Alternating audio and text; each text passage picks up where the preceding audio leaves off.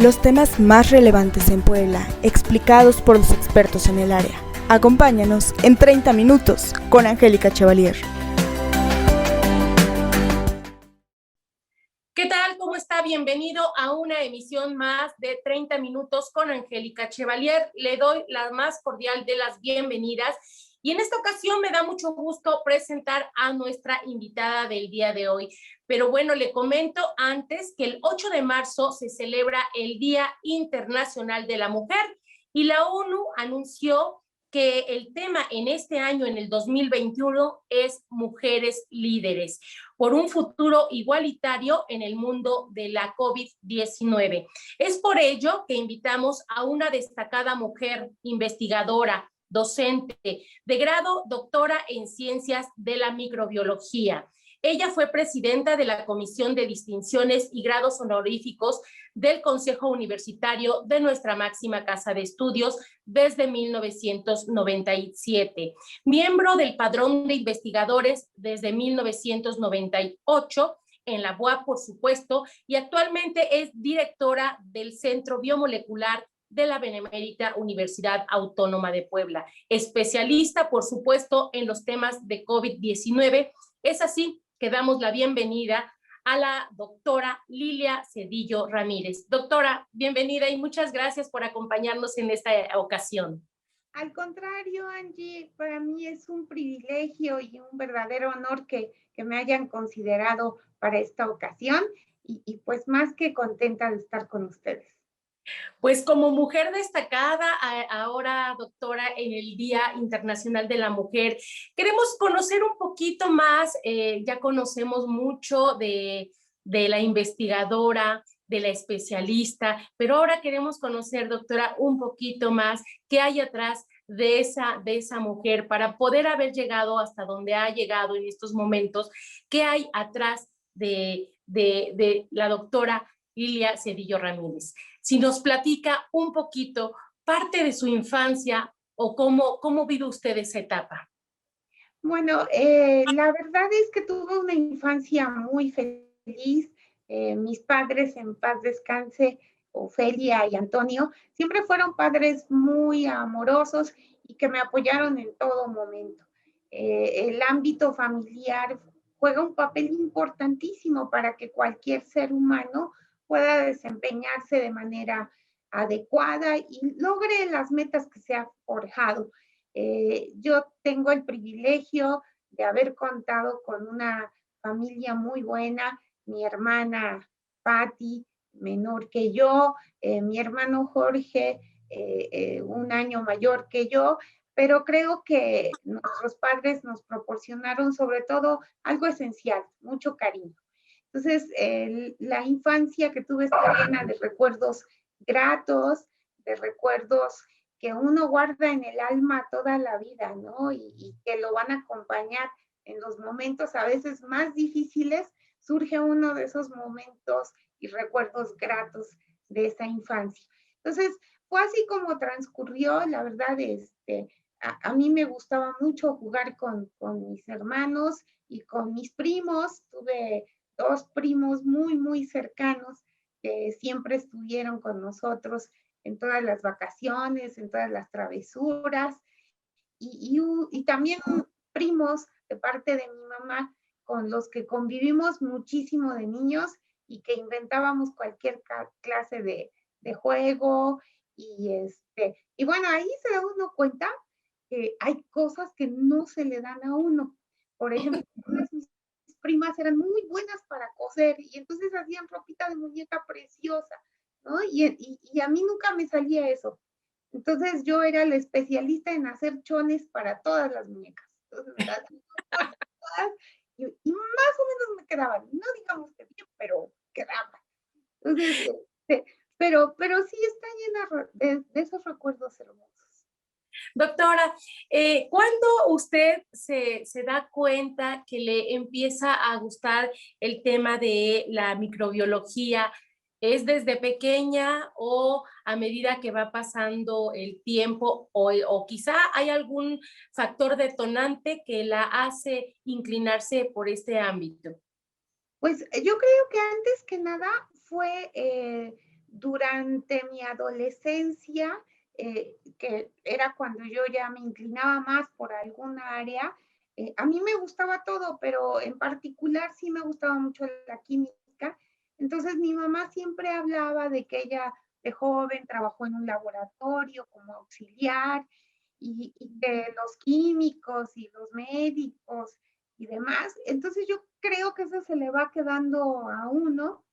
Y cuando escogí carrera, escogí químico farmacobiólogo, yo creo que en buena parte por las buenas experiencias de mi mamá de joven.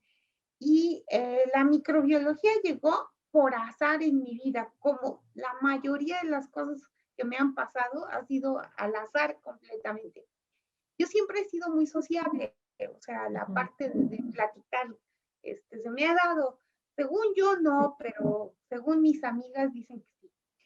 Entonces, ahí iba yo con las amigas. Era un descanso y yo recuerdo mucho que me las encontré y les dije, ¿a dónde van? Y me dijeron, a ver a uno de nuestros maestros, al maestro Arquímedes Morales. Y les dije, ¿a qué van? Y ya me dijeron, es que le fuimos a pedir tema de tesis. Él era nuestro profesor de microbiología. Nos había dado como 2 o 3 materias de esa área. Y entonces ahí voy de metiche, o sea, al chisme, porque pues así es. Yo creo que la ciencia, por eso siempre he dicho que tiene algo de metiche chismosa. Entonces ahí voy con ellas, pero yo solo iba para ver qué iban a escoger, ¿no? Y el maestro pensó que yo también quería un tema de tesis. Entonces yo dije, pues sí, ya estoy aquí, pues de una vez, ¿no? Escojo. A mí la microbiología me gustaba, me encantaba. Tuve muy buenos maestros en la Facultad de Ciencias Químicas, entonces pues me agradó la idea. Y cuando él empieza a decir de los temas de tesis, una de mis amigas, que ella sí iba por tema de tesis, que fue la que inicialmente iba, escogió uno que a mí me gustaba y entonces solamente quedaba de los que me gustaban uno y en ese era un tema para 2 personas. Entonces, se quedó o nos quedamos haciendo la tesis un compañero, Francisco Calvo, y su servidora. Empezamos a trabajar con micoplasmas, que hasta la fecha son el amor de mi vida, los micoplasmas, ¿no? Siempre he dicho que son mi verdadero amor, aunque le he sido infiel muchas veces a los pobres micoplasmas, pero finalmente son los meros meros. O sea, nadie como los micoplasmas. Doctora, Y ¿y a qué edad conoce usted a su esposo? pues yo lo conocí cuando recién había salido de la licenciatura. Estaba haciendo mi tesis de licenciatura. Mi esposo es poblano, pero nos conocimos en el Poli, en Ciencias Biológicas, allá en la Ciudad de México. Ahí nos conocimos en el laboratorio de la doctora Silvia Yono, que es así como mi mamá académica. Entonces, yo iba todos los jueves, todavía me acuerdo, a Ciencias Biológicas a trabajar con mis micoplasmas allá, porque la doctora muy gentilmente me ayudaba en cierta parte del trabajo y la hacía yo en la Ciudad de México. Y ahí conocí a mi esposo. Entonces, yo siempre cuento esta anécdota que a mí no me caía bien mi esposo. O sea, cuando yo lo conocí, lo vi y dije, ay, es como medio sangrón creído. Entonces, y un primo de mi esposo me dice, no me digas, si en ese momento juraste hacerlo infeliz el resto de su vida.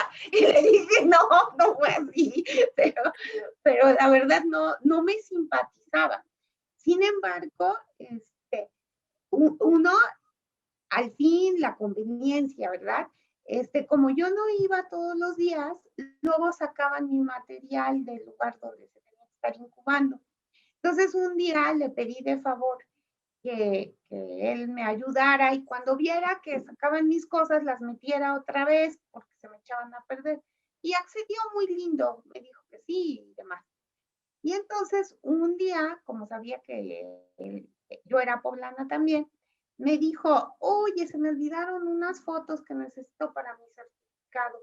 ¿te puedo pedir de favor que vayas a casa de mis papás por las fotos? Y le dije, sí, y dije, pues yo voy mañana a la Ciudad de México, pues se las llevo. Entonces fui, y así empezó toda la relación. Mi marido hasta la fecha dice que qué caras le salieron esas fotos. Que de haber se iban las fotos ahí en cualquier fotografía. Pero así es la vida, yo creo que ya el destino. Así. ¿Y cuántos años de noviazgo, doctora? Pues yo creo, bueno, para esto fuimos amigos como unos 3 años, más o menos. Después ya nos hicimos novios, estuvimos yo creo que de novios como 4 o 5 años por ahí y nos casamos finalmente nos casamos en 1990. Después vinieron los peques. ¿Cuántos hijos tienen, doctora? 2, Angie, una hija que nació justo cuando nosotros regresamos de Estados Unidos de haber ido a hacer el postdoc. Ella nació aquí, luego que nosotros nos instalamos o nos reinstalamos en Puebla, y mi hijo que nació 2 años después que mi hija. Los dos estudiaron medicina. Mi hija recién terminó y se tituló, y mi hijo está haciendo el servicio social, también de parte de la Facultad de Medicina. De hecho, sus hijos, bueno, ahí los estamos viendo de pequeñitos. ¿Ahorita ya qué edad tienen? 27 y 25 años. Y ellos están también colaborando con usted, ¿verdad, doctora? Sí, en realidad, como les tocó a mi hija año pandémico, ella pensaba, tenía otros planes, pero en lo que se titulaba y le entregaban todos sus documentos y demás, a ella también le gusta mucho la microbiología, y además ella es como bien aventada y no es nada miedosa. Entonces ella dijo, mamá, si hay que ayudar, yo ayudo, y como coloquialmente se dice, ella es muy entrona, o sea, ella le dice a uno, hay que hacer esto, ve la necesidad de hacerlo y lo hace. Entonces, me dijo, nosotros te ayudamos, nada más danos nuestro traje de pollo, como le dicen al traje para trabajar COVID, dice, y nosotros estamos listos para apoyar. Y pues sí, así han estado listos para apoyar en la pandemia, y han estado apoyando en la toma de muestras, algunas veces en el laboratorio, atendiendo en el call center, o sea, de lo que haga falta ellos entran, emergentes. Excelente. Doctora, pero también vemos que usted le encantan las mascotas, en especial los perritos. Creo que tiene usted varios perritos en casa, ¿verdad? Sí, Angie, tengo en su casa de usted cuatro perritos salchicha que son mi adoración, los perritos. Y en casa de mi mamá, ella cuando falleció me heredó a sus perros. Yo siempre digo que me heredó su casa con todo y perros. Entonces, ella tenía 2 cockers, una parejita de hembra y macho, y una perrita salchicha, que esa nosotros también se la regalamos. Y después de que ella falleció, una fundación que se llama Fundación Rufo, que rescata a perritos que están en condición de calle. Ahí vimos que estaba un perrito salchicha que lo habían encontrado en la lateral del periférico, lo habían atropellado y se quedó ahí muchas semanas, porque al parecer se quedó como 3 semanas tirado, sin comer, sin beber agua.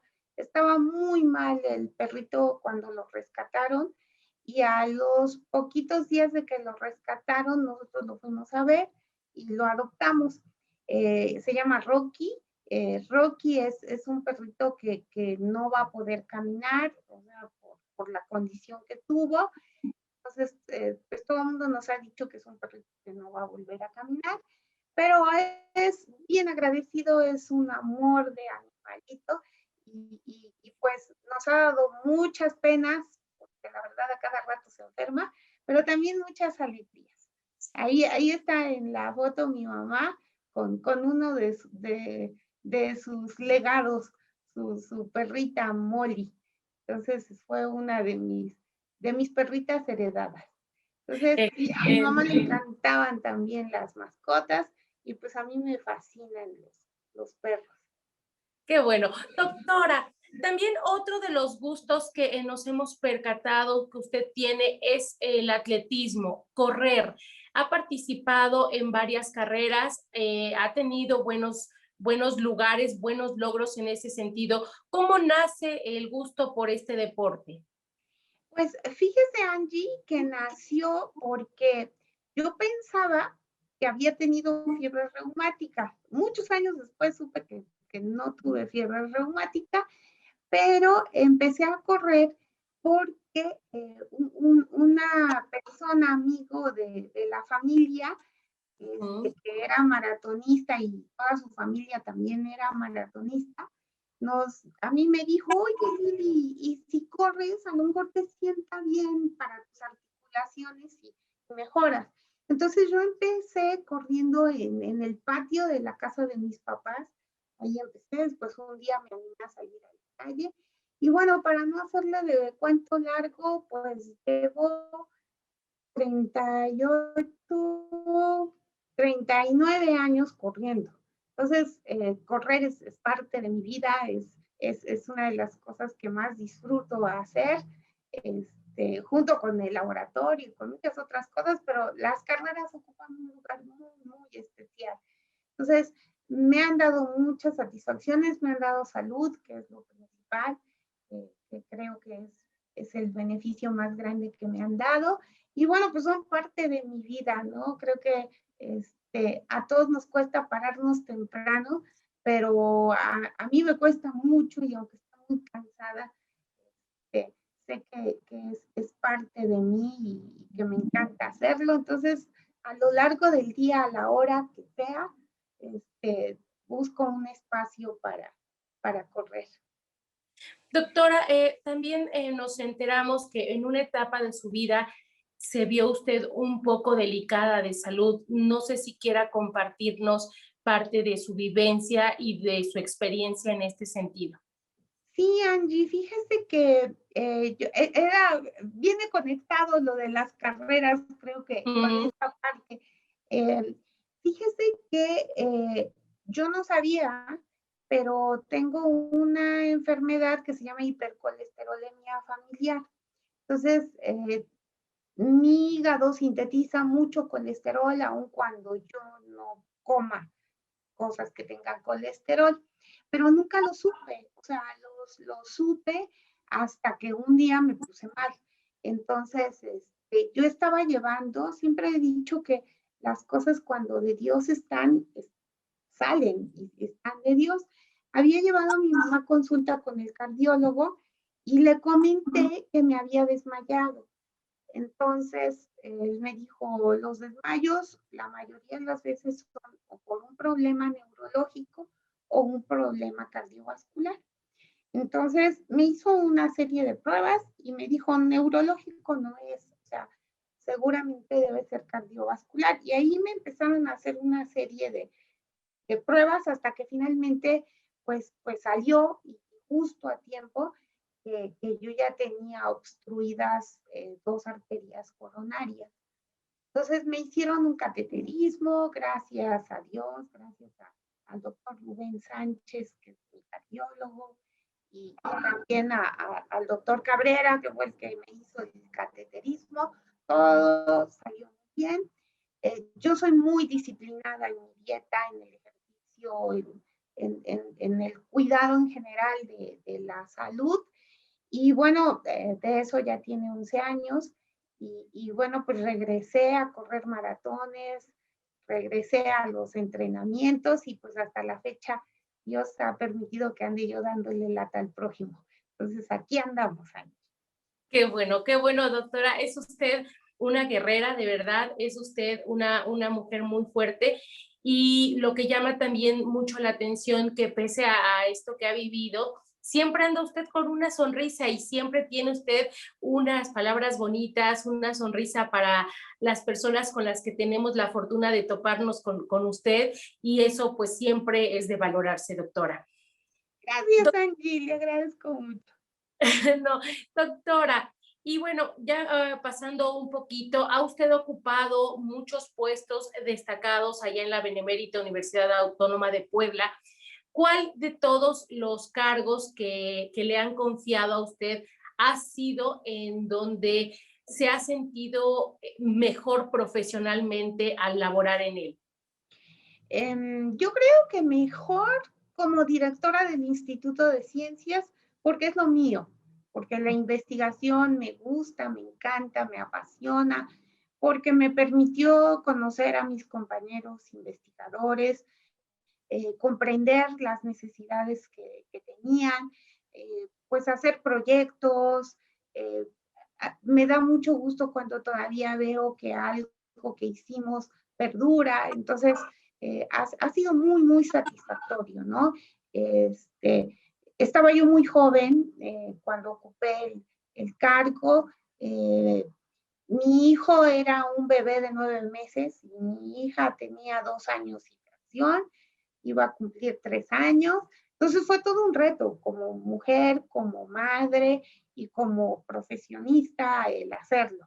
Y bueno, tuve el honor de ser la primera directora electa del Instituto de Ciencias y además reelecta porque me reeligieron también en esa época. Y bueno, finalmente, pues me permitió hacer cosas por el instituto que tanto quiero. Eso creo que ha sido una parte muy importante. El paso mío en la Vicerrectoría de Extensión y Difusión de la Cultura fue un reto profesional, fue bueno, yo de cultura no sé, pero sí sé de las necesidades que tienen ese gremio y empecé a hacer las cosas que a mí me hubieran gustado que se hicieran cuando yo fui estudiante. Es decir, implementamos los talleres artísticos en las escuelas y facultades, que hasta la fecha siguen y que yo veo a los chicos en los talleres disfrutarlo y ser parte de su formación académica. De las cosas que también hicimos como pioneros fue el participar y ser fundadores prácticamente, o los de la idea, de las agendas culturales en los centros comerciales. Comenzamos en Angelópolis, después nos extendimos a Cruz del Sur, a diferentes centros comerciales donde llevamos a los artistas de la UAP. También tuve el gusto de fomentar la cultura, sobre todo apoyando a grupos jóvenes y universitarios, lo cual me da muchísimo gusto, ¿no? Entonces, esa parte fue muy gratificante para mí como universitaria, ¿no? Porque pude hacer por los jóvenes muchas cosas que a mí me hubiera gustado que en mi tiempo de estudiante existieran. Y ahí estamos viendo también, doctora, uno de los libros que usted escribió, El Mundo Invisible, de usted, María Lilia Cedillo Ramírez.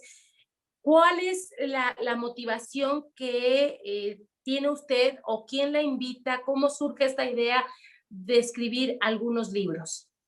Bueno, me invitó Ángel Ortega Lam. En esa época él colaboraba en un periódico que se distribuye de manera gratuita en varias dependencias de nuestra institución. Y bueno, había un espacio, él ya me lo había ofrecido mucho tiempo atrás, pero yo siempre le decía, un día de estos, Angelito, y ese día no llegaba. Finalmente llegó. Y el espacio que me heredaron era un espacio que ocupaba para escribir Sara Vega. Ella fue colaboradora mía en la Vicerrectoría de Extensión y Difusión de la Cultura, pero Sara tiene un carácter muy alegre, muy jovial. Entonces, cuando a mí me dejan ese espacio, yo dije, tengo que escribir algo que motive a los jóvenes. Sin no como, o sea, después de Sara llega una aburrida a hablar de ciencia, pues no, o sea, va a espantar a los lectores. Entonces, no, empecé a escribir con un estilo muy mío, que es el que yo uso para dar clases. Entonces, dije, si así me comunico con los jóvenes, pues así voy a escribir.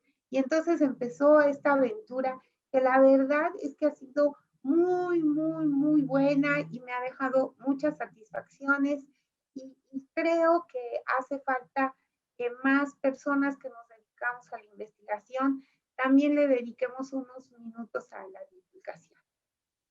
Es muy difícil, doctora, de alguna manera transmitir la cultura en un lenguaje sencillo. En muchas ocasiones luego hacen referencia a cultura aburrido.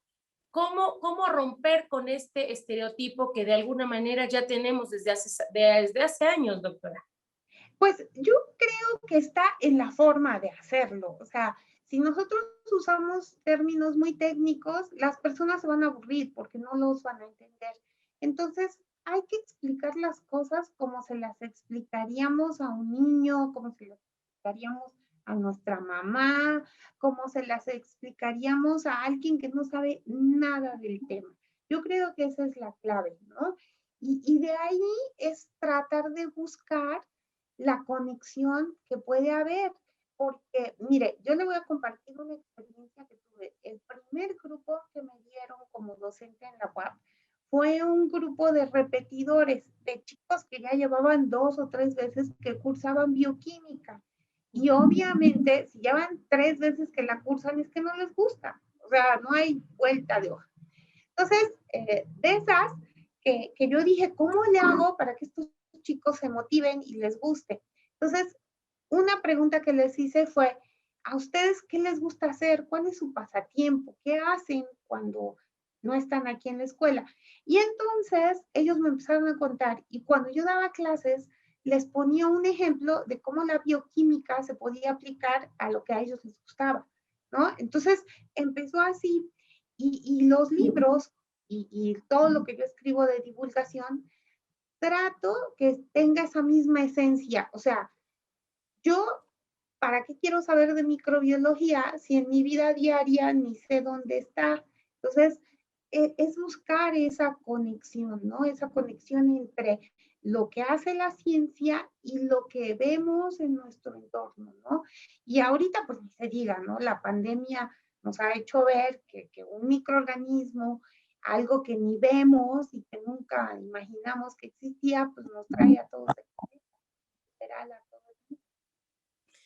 Precisamente iba yo a tocar ese tema, doctora.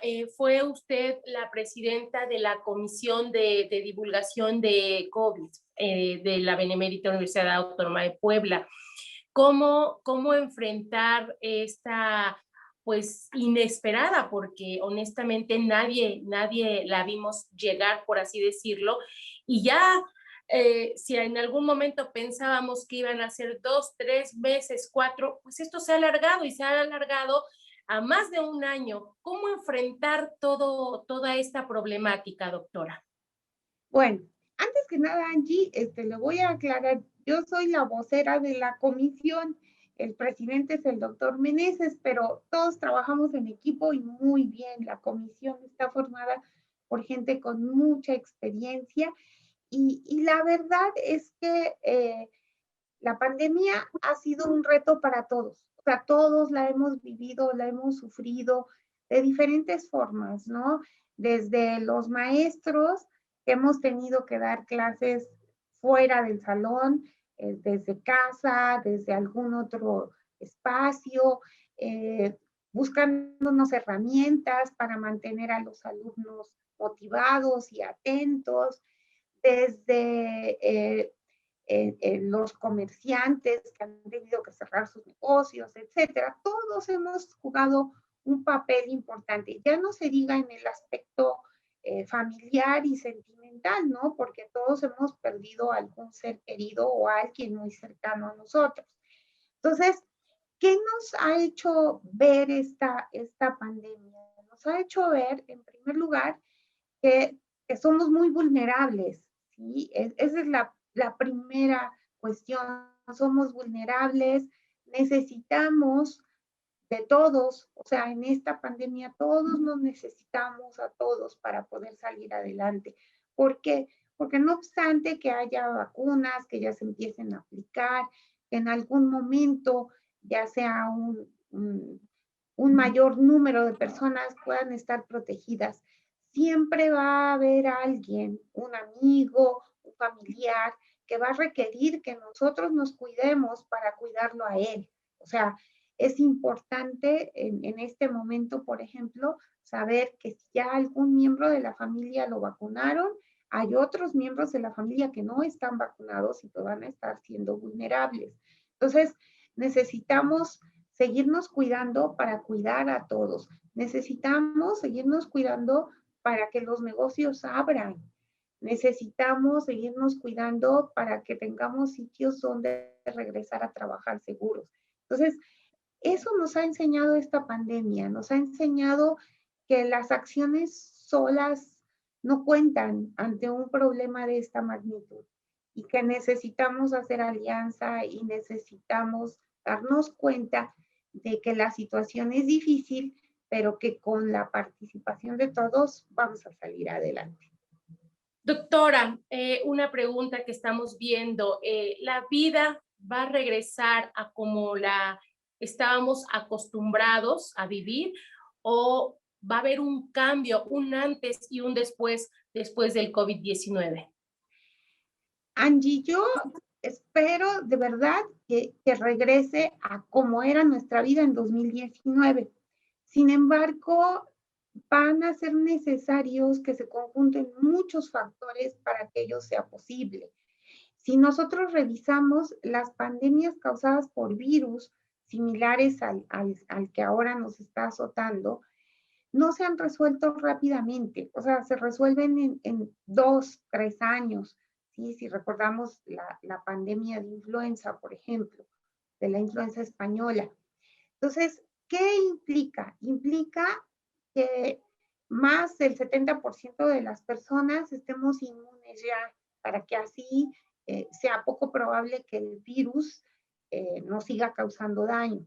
Pero también se requiere un poco de ayuda del azar, para que ojalá el virus, cuando mute, sea para bien nuestro y para mal del virus, ¿no? O sea, que el virus pierda capacidad de causar daño. Si eso se da junto con la vacunación y junto con todas las medidas de cuidado que tenemos que seguir implementando, es muy probable que nosotros podamos regresar a esa normalidad que teníamos en 2019. Si algo falla de lo que estamos diciendo, es muy probable que no regresemos en mucho tiempo, ¿no? ¿Cuánto? ¿Quién sabe? Porque va a depender si el virus muta, ojalá que así no sea, para mal, o sea, para hacerse más virulento, pues entonces, aunque tengamos vacunas, seguiremos siendo muy vulnerables, ¿no? Y si nos olvidamos de las medidas cuando ya seamos vacunados, pues también vamos a ser vulnerables, ¿verdad? Y entonces, pues, sabe Dios cuándo regresaremos a esa normalidad. Pues doctora, de verdad le agradezco mucho, se nos fue el tiempo rapidísimo, como siempre nos sucede con usted. Muchísimas gracias por esta entrevista, que la conocimos un poquito más de como siempre platicamos con usted. Doctora, de verdad, muchísimas gracias y no sea mala, si nos platica o nos da sus redes sociales, ¿dónde la podemos seguir? Bueno, miren, me pueden seguir en Facebook, soy Lilia Cedillo Ramírez. Me pueden seguir también en mi canal de YouTube, que soy Lilia Cedillo. Ahí me pueden encontrar y pues ahí estaremos compartiendo cosas sobre COVID, sobre microorganismos, sobre mujeres también que yo admiro mucho. Entonces, son más que bienvenidos para entrar a estas redes.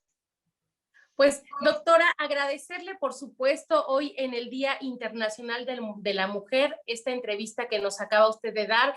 Le mandamos un abrazo y muchísimas gracias por estos 30 minutos. Gracias a usted, Angie. Es un privilegio estar con usted en este día. Gracias, muchas felicidades a todas las mujeres y de verdad muchas gracias por haber estado con nosotros a través de Facebook 30 minutos con Angélica Chevalier. Yo le invito a que le dé me gusta a mi página y también lo invito a escuchar mi podcast en Spotify 30 minutos con Angélica Chevalier y nos escuchamos en la siguiente entrevista. Que tenga usted una excelente tarde. Hasta la próxima. 30 minutos con Angélica Chevalier concluye por hoy. Te esperamos en nuestra próxima emisión. Sígueme en Twitter, @AngieCheva.